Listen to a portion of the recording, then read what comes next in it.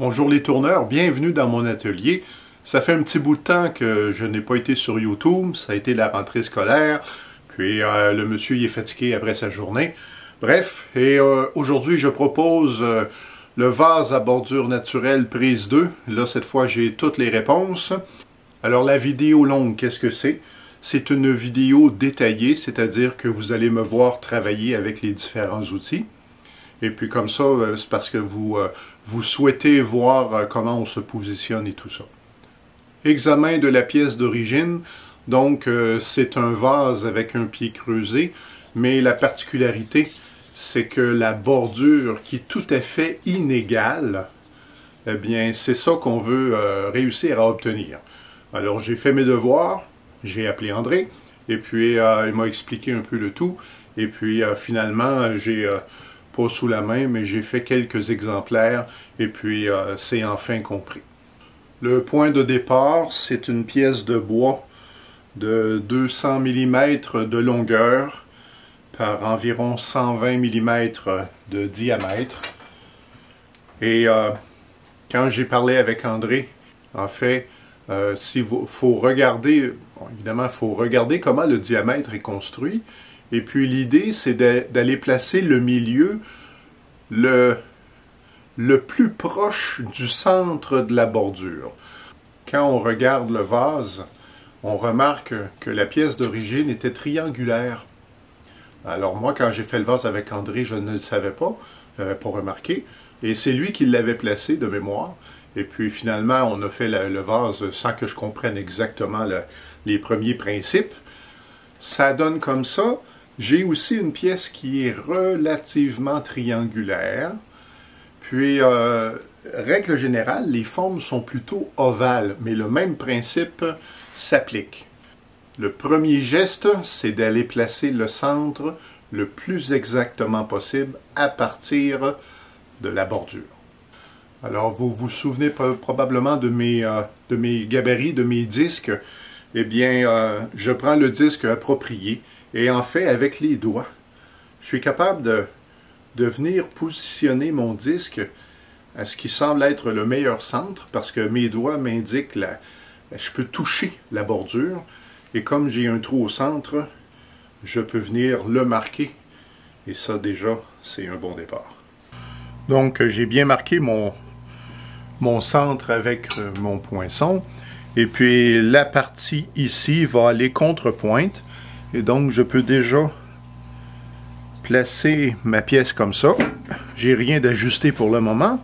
Ici, je suis vraiment décentré. Alors ce que je vais faire,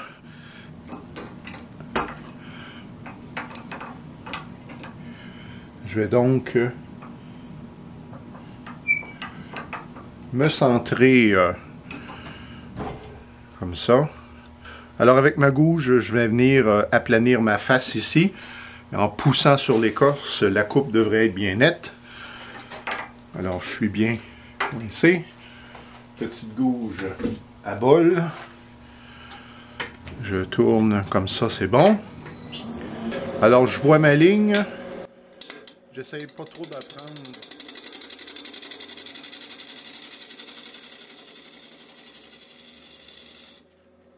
Et là, j'ai coupé partout dans mon écorce. Ah, il me manque un petit millimètre ici.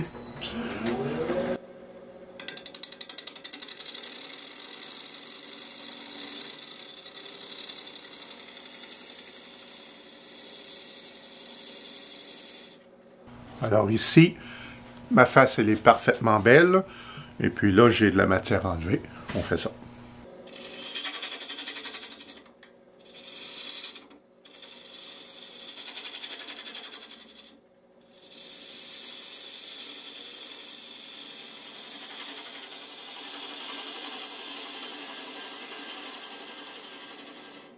Donc, je dessine le tenon ici.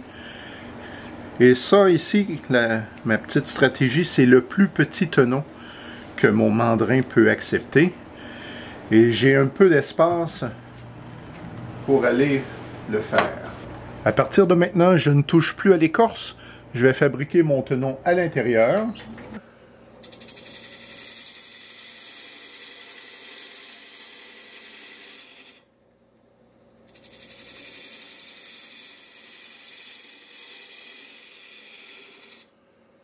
Une gouge à profiler, plus pratique dans les endroits restreints.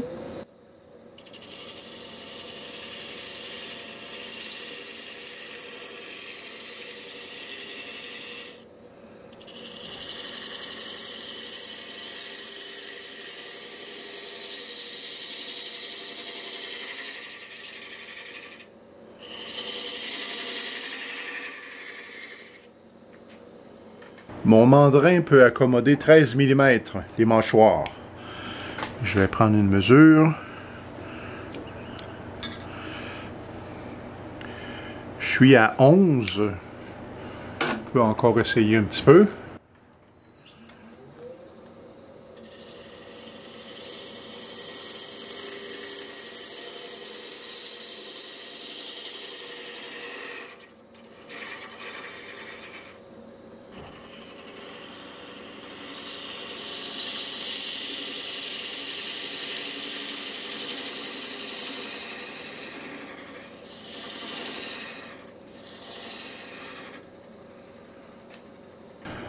Mes mâchoires, ici, parce que j'ai un arrondi comme ça, il faut que j'essaye de faire de la place par l'intérieur. J'ai un petit racloir arrondi et c'est juste de faire de la place.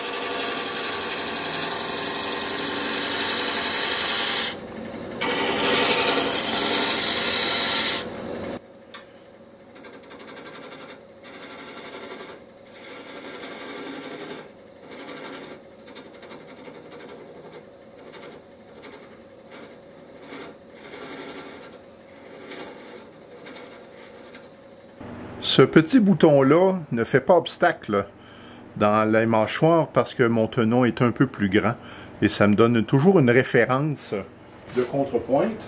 La pièce est retournée, le haut du vase est ici, le pied est là.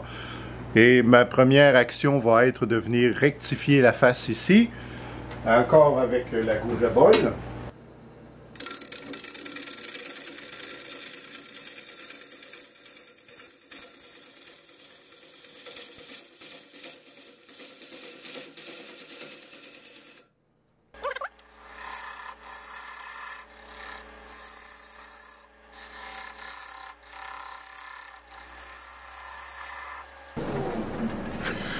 Comme je suis pris au mandrin avec les mâchoires, je vais enlever le bouton ici.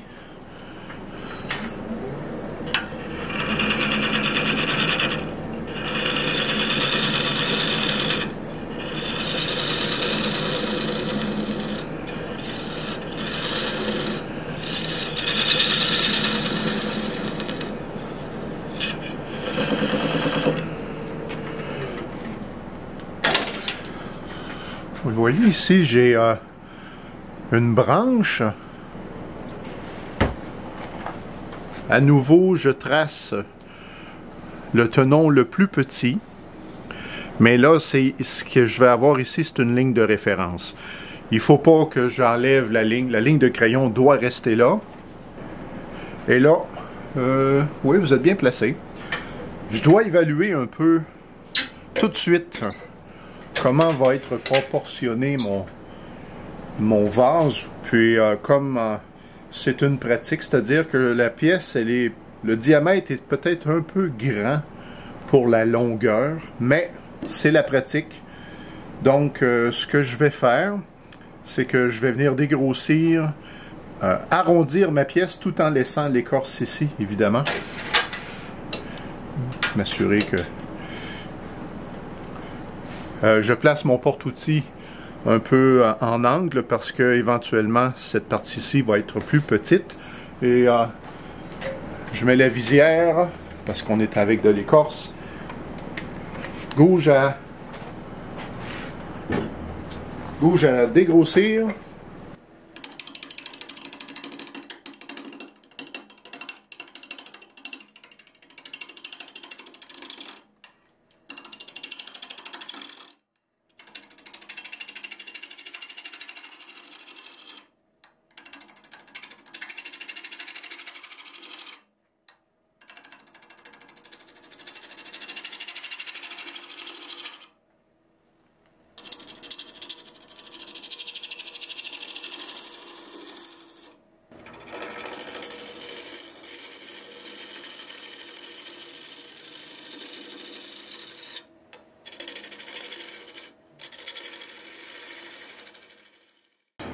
Alors voici le tenon spécial. Donc j'ai mon petit gabarit, 13 mm ici, ça me donne la profondeur de mon prochain tenon. Et puis à l'œil, je viens voir ici pour m'assurer d'avoir un pied qui est relativement proportionné. Et je ne dois pas faire disparaître ma ligne de crayon. Donc je me place... on va dire à peu près ici, je pense qu'on va prendre un crayon de feutre. Je pense qu'on va le faire plus grand. C'est toujours plus facile d'en enlever.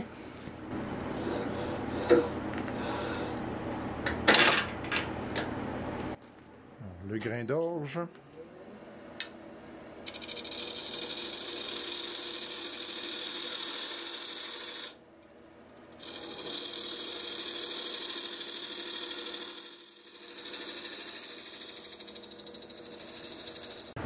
Donc j'ai manqué de batterie, j'ai commencé mon tenon, puis je vais réduire en fait entre les deux lignes bleues, ça m'apparaît ma meilleure option.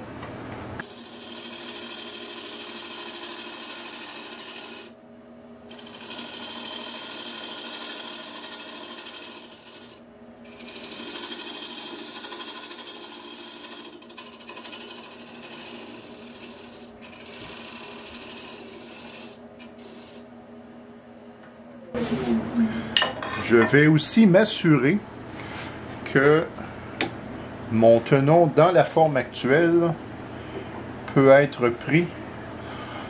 J'ai pris des petites notes ici. Alors je dois être entre 53 et 89 mm, sinon ça ne rentre plus. Et je suis à 75, donc ça va être parfait comme ça. Étape suivante.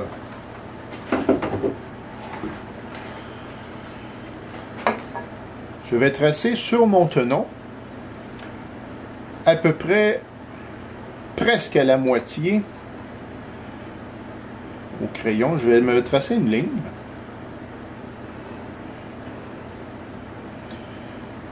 Et sur cette ligne, je vais faire un bourrelet qui, avec l'usinage, va être légèrement plus petit que le tenon lui-même.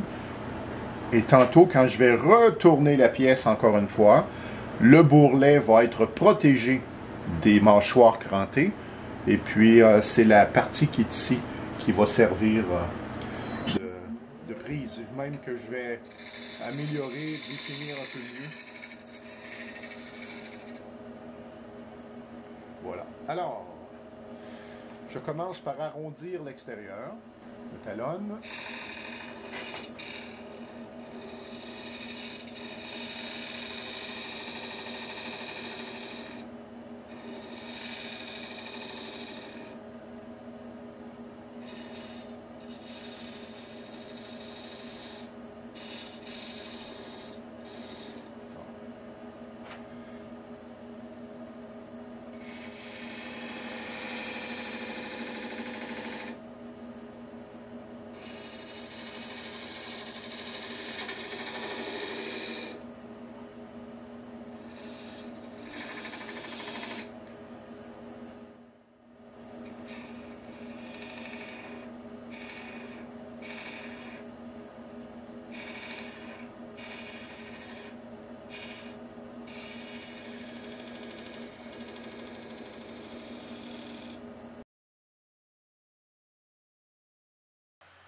Ici, avec le compas de proportion, j'établis la hauteur du pied.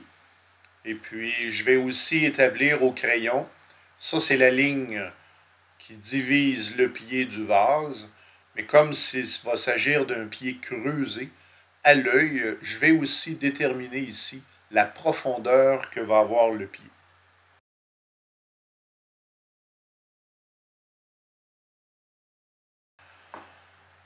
L'outil de prédilection est le crochet André Martel. Ce que j'utilise ici est le petit crochet. Donc, avec le dessous du crochet, je fais l'avant-trou. Et ensuite de ça, avec le côté crochet, on va aller évider.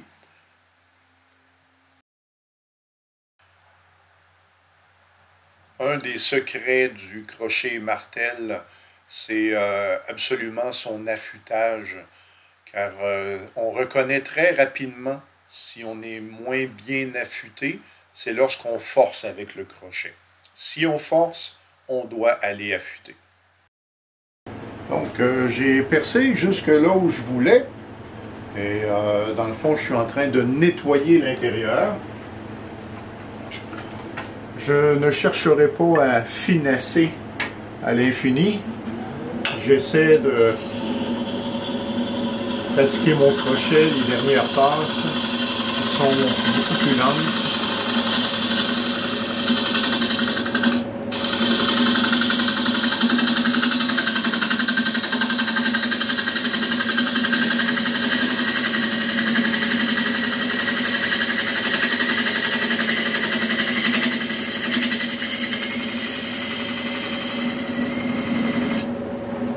Aujourd'hui, ce sera acceptable. Ce que je veux dire, c'est que ça a la forme que je veux, mais il reste des lignes. Mais je m'en fais pas avec ça. Donc à ce point-ci, je retourne la pièce encore. Donc je vais enfoncer jusqu'au fond la pièce. Voilà. Je m'assure de bien la tenir perpendiculaire. Et ma petite référence ici, bien là, j'ai la chance de vérifier mon centrage qui est parfait, mes amis. Alors là, je peux serrer. Si vous vous souvenez de ma clé, parce que cette fois-ci, je n'installerai pas la lunette.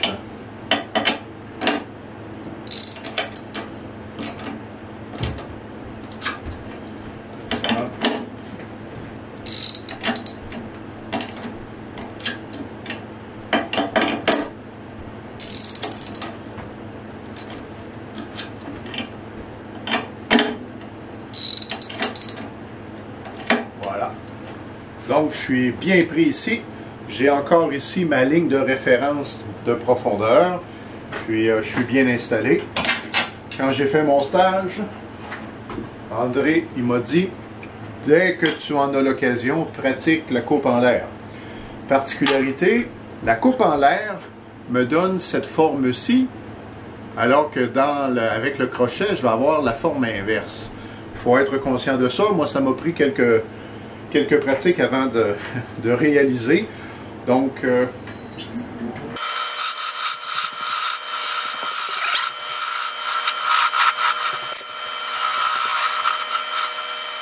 c'est quoi l'intérêt de la coupe en l'air à ce point-ci?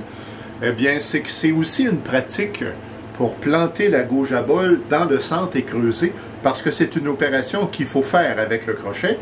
Alors, c'est un des avantages. Donc, je suis en position de talonnage. Mon biseau est à plat. Je suis au centre. Tout ce que je fais, c'est que je redresse ma gouge et elle a envie de creuser. La hauteur du porte-outil, elle est assez critique ici. Et moi, je sens que je suis une poussière de millimètre trop bas. Et quand on a la bonne hauteur, ça creuse très bien. Comme ça. Et creuser de ça.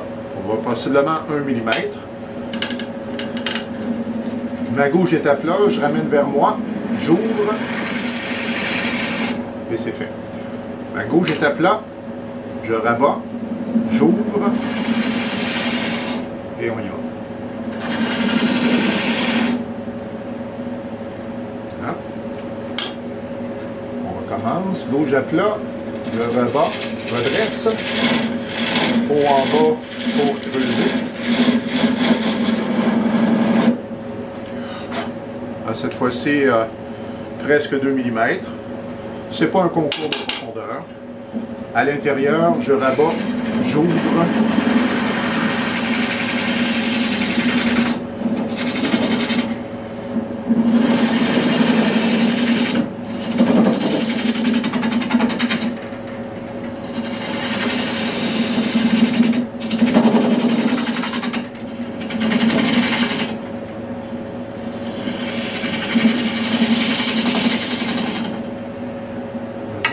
peu.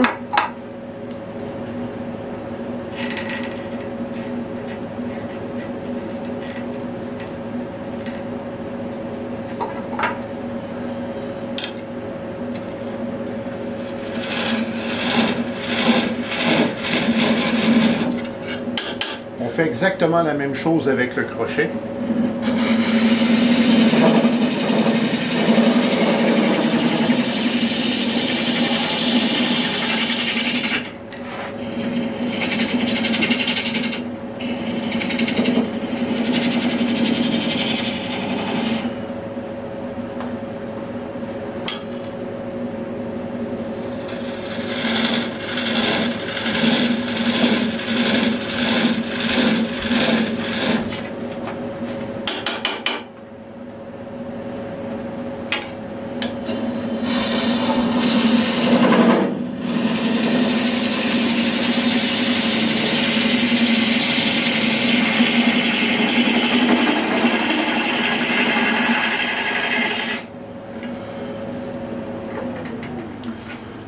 Alors ça, c'était ma pratique de coupe en l'air.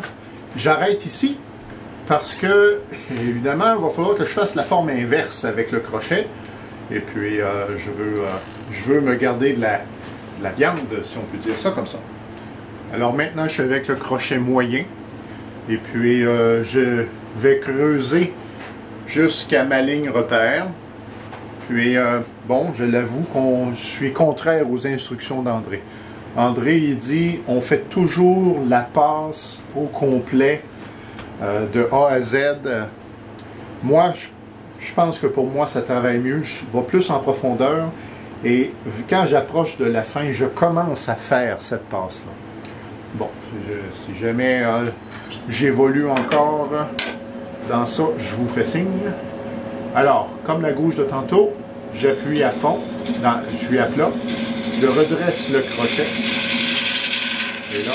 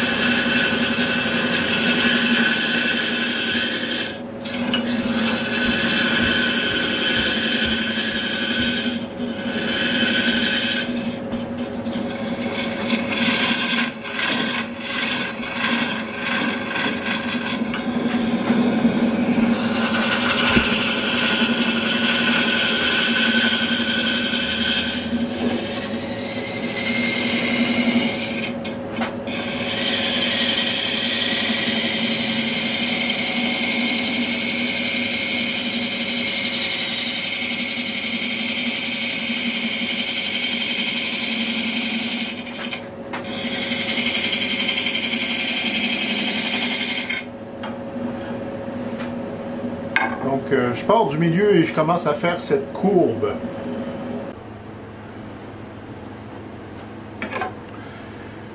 Donc, l'intérieur est presque complet. Et regardez ma bordure, comment ça se déroule. Eh bien, ici, je suis presque à toucher l'écorce. Ici, j'ai encore de la matière. Et donc, en fait, l'idée, c'est d'aller faire la courbe et de sortir jusque dans l'écorce. Et puis, auparavant, je l'ai fait au crochet. Et là, je viens de réaffûter mon crochet. Ça coupe comme pas possible. J'ai bon espoir de pouvoir avoir une coupe assez nette et franche.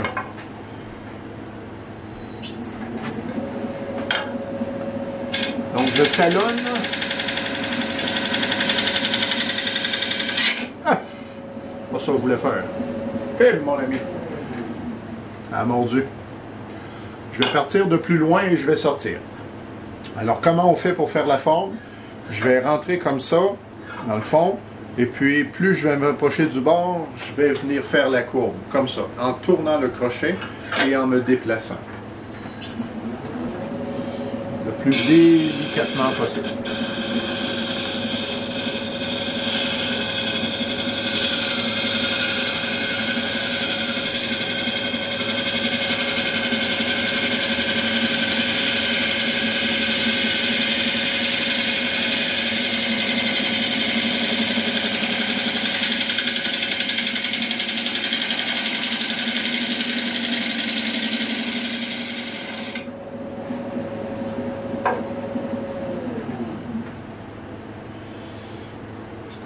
Ça coupe bien, c'est très beau.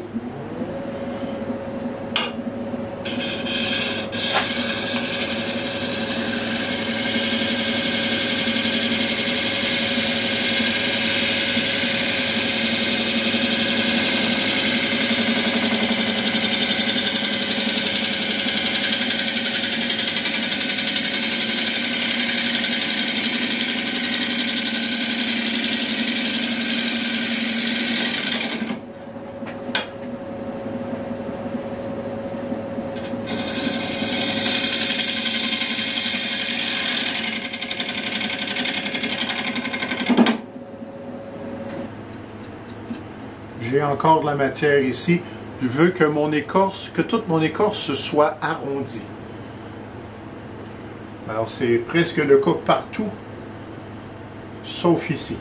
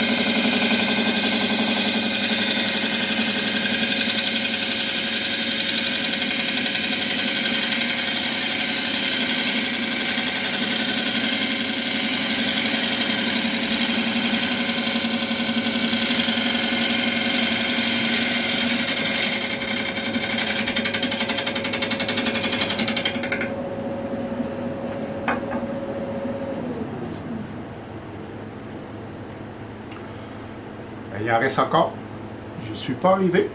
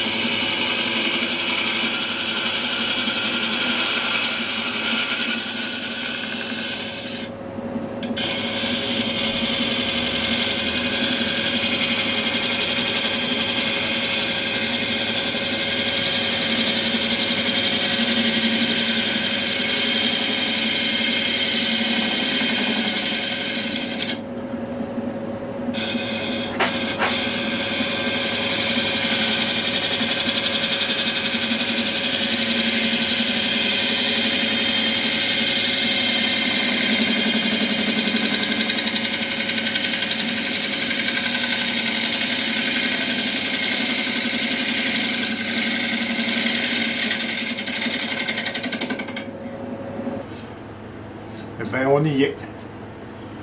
Toute mon écorce est inclinée.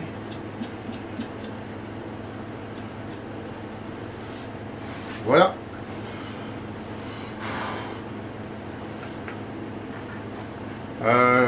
Mon intérieur, je le trouve satisfaisant. Donc, on avait dit qu'on est rendu à la bonne ligne. C'est parfait. Donc, ma profondeur, elle est jusque-là. Je sais que l'intérieur de mon pied est jusque-là. J'ai donc cette section qui est le joint, si on veut. Là, maintenant, avec une gouge, je vais commencer à aller affiner. Et là, comme mon intérieur a cette forme-là, je vais viser une épaisseur raisonnable. Bon, mettons qu'on met... on va y aller à... Bon, peut-être 7 mm, ça sera confirmé. Et puis, pour cette opération-là, on va prendre la gouge à planer. La gouge à planer, c'est cette gouge à bol qui a été coupée à angle droit, qui a un angle de 30 degrés, qui est extrêmement coupante. Et on va juste commencer par dégrossir. Je peux mettre... Je suis aux environs de 700 tours.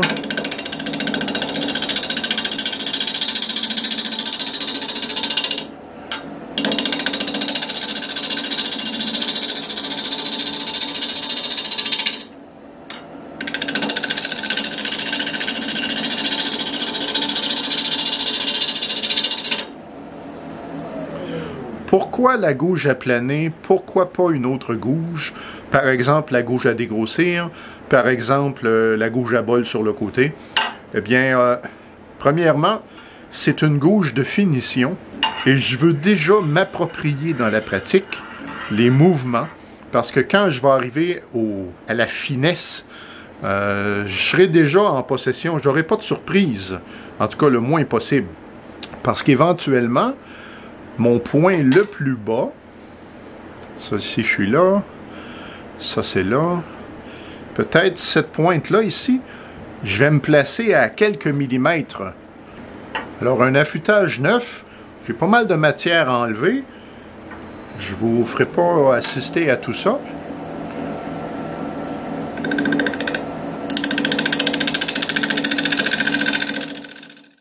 Donc la situation, c'est que ici j'ai 7 mm d'épaisseur et c'est complet, c'est-à-dire que là maintenant, avec le compas d'épaisseur, je vais venir m'assurer que j'ai toujours 7 mm partout. Tout ça sera fait avec la gouge aplanée et je vous reviens quand on est rendu à faire le pied. Bon, alors ma paroi a aux environs de 7 mm d'épaisseur partout.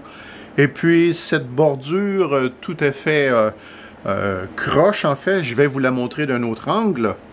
Donc, vous observez la forme tout à fait irrégulière qui se dessine.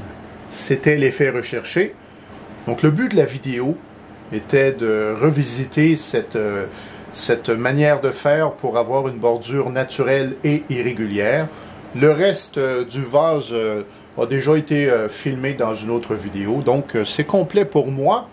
Alors si en quelques points ma vidéo vous est utile, merci de me faire signe et au plaisir de se revoir bientôt.